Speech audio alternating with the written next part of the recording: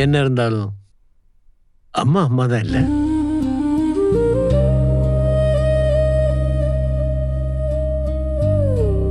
அம்மு தான் தன்னோட குழந்தைன்னு காவேரிக்கு தெரியாது. காவேரி தான் தன்னோட அம்மான்னு அம்மாவுக்கு தெரியாது. இருந்து ஒருத்தருக்கு ஒருத்தர் அவங்க எவ்வளவு அன்பா இருக்காங்க, அவங்களுக்குள்ள எந்த அளவுக்கு நெருக்கமா இருக்காங்கன்னு பாத்தியா? என்னைக்குமே இப்படி ஒன்னா சந்தோஷமா இருந்திருக்க வேண்டியவங்களை எல்லாரும் சேர்ந்துதான் ஏதோ காரணம் சொல்லி அவங்க 2 பேரையும் பிரிச்சுட்டீங்களே.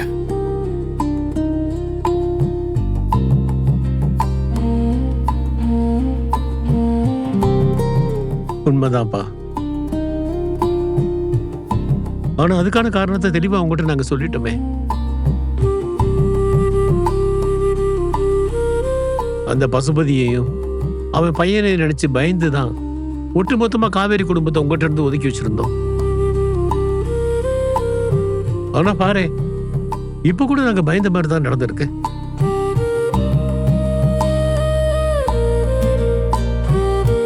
காவேரி திரும்ப வந்ததுமே அந்த ராகவனால நம்ம குழந்தைக்கு மறுபடியும் பிரச்சனை வந்துருச்சு பாத்தீங்களா? தினம் ஒழுங்கா ஸ்கூலுக்கு போயிட்டு வந்துட்டு இருந்த குழந்தை இன்னைக்கு எவ்வளவு கஷ்டப்பட்டான்னு பாத்தீங்கள?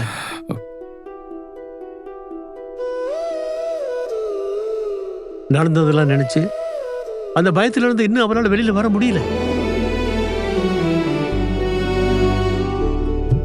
விஜய், நான் திரும்பவும் சொல்றேன், நாங்க செய்த தப்பெல்லாம் நியாயப்படுத்துறதுக்காக இதெல்லாம் சொல்லல. எங்க இடத்துல வர யார் இருந்திருந்தாலும் இதைத்தான் செஞ்சிருப்பாங்கன்னு சொல்ல வரேன்.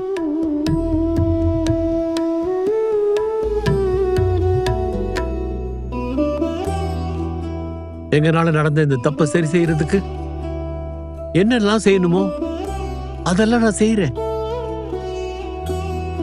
நீ இழந்த உன் வாழ்க்கையின் சந்தோஷத்தையும்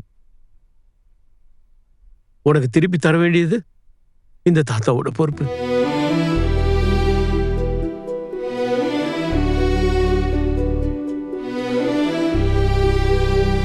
நாங்க செஞ்ச விஷயத்தெல்லாம் இன்னும் மனசுல வச்சுக்கிட்டு அதையே சொல்லி காட்டி என்கிட்ட பேசாம இருந்துடாதடா. என்னோட கடைசி காலத்துல எனக்கு நீ இந்த குடும்பம் தாண்டா எல்லாமே. தயவு செய்து என்னை வெறுத்துடாதப்பா. ஐயோ தாத்தா, என்ன தாத்தா சின்ன குழந்தை மாதிரி அழுதுகிட்டு? இங்க பாருங்க, நீங்க காவேரியும் அம்மாவும் பத்தி சொன்னதுனால நான் ஏதோ கேஷுவலா சொன்னேன். மத்தபடி என் மனசுல உங்க மேல எந்த கோபமும் இல்லை.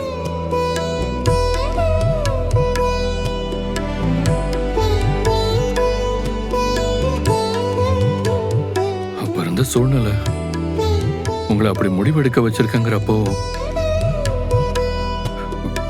நம்ம யார தப்பு சொல்றது, யார் மேல கோவப்படுறது?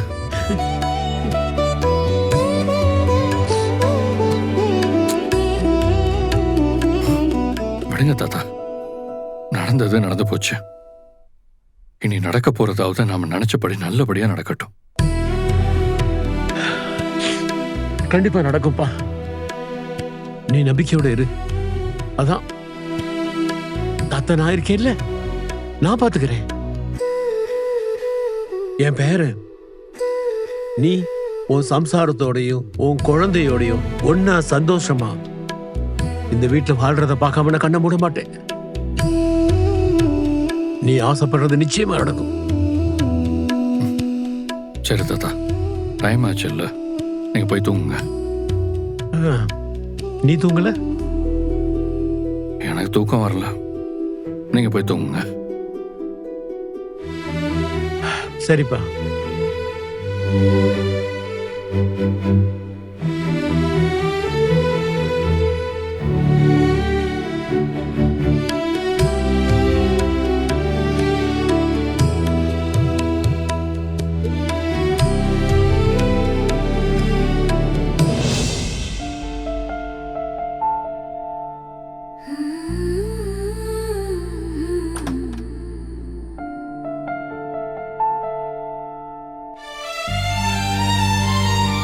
எனக்கு அம்மானா எவ்வளோ பிடிக்கும் தெரியுமா?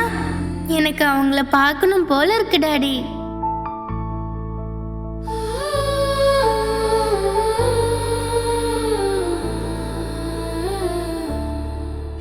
அம்மாக்கும் என்ன பார்க்கணும்னு தோணுமா? உங்க அம்மா ஒரு நாள் உன்னை தேடி வருவாங்க. நிஜமா?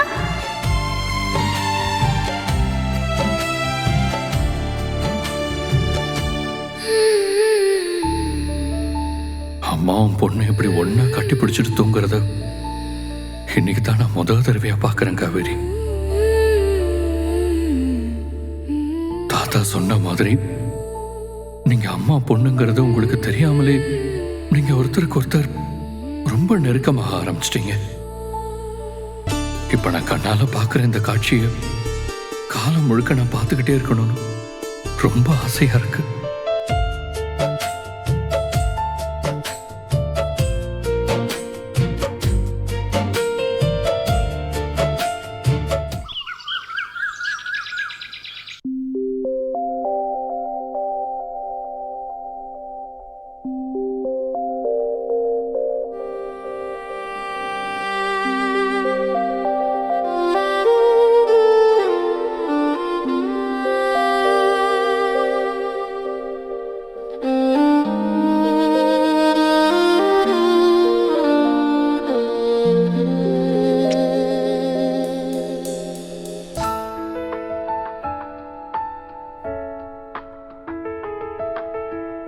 வா காவேரி, உட்கார்.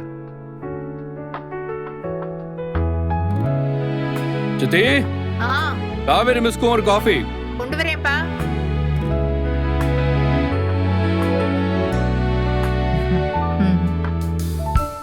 இந்தாங்க,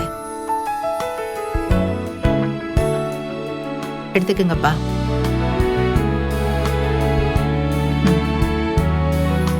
தேங்க்யூ. தேங்க்ஸ்.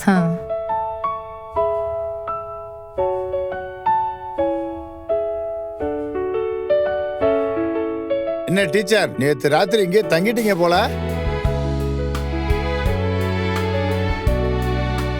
குழந்தை நேத்து பயந்துகிட்டு ரொம்ப அழுதுகிட்டுச்சுன்னு எல்லாரும் சொன்னாங்க. ராத்திரி குழந்தை நல்லா தூங்குனாளா இல்ல ராத்திரி திரும்ப எழுந்திருச்சு அழுதாளா? இல்லங்க. அப்ப நீங்க இங்க தங்குனது ஒருவேளை நல்லதா போச்சு இல்ல மாமா? ஆமா மாப்பிள்ள. சித்தப்பா, ஸ்டேஷன்ல எல்லா ஃபார்மாலிட்டிஸும் முடிஞ்சுதா? திரும்பவும் நம்மள எதுவும் டிஸ்டர்ப் பண்ண மாட்டாங்களே? அதெல்லாம் ஒண்ணும் பண்ண மாட்டாங்கப்பா. என்னென்ன நடந்துச்சுங்கிறத நான் தெளிவா எழுதி கொடுத்துட்டு வந்துட்டேன். போலீஸோ அவன் ஆக்சிடென்ட்ல இறந்துட்டு தான் கேஸே க்ளோஸ் பண்ணிட்டாங்க. அதனால இனிமே இந்த விஷயத்துல நமக்கு எந்த தொந்தரவும் இருக்காதுப்பா.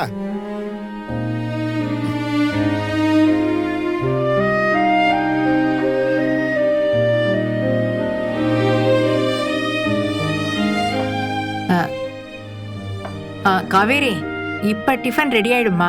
சாப்பிட்டுட்டு போலாமே. ஐயோ, ரொம்ப லேட் ஆயிடும். இப்போ கிளம்புனாதான் வீட்டுக்கு போய் ரெடியாகி ஸ்கூலுக்கு கிளம்ப சரியா இருக்கும். நேற்று ராத்திரி எல்லாம் நீ குழந்தை கூட இருந்ததுனாலதாம்மா அவ நிம்மதியா தூங்கியிருக்கா. என்னமோ தெரியல, ஒன்னு அவளுக்கு ரொம்ப பிடிச்சிருக்கு. அதான் அவ உங்க கூட ரொம்ப அன்பா நெருக்கமா இருக்கா.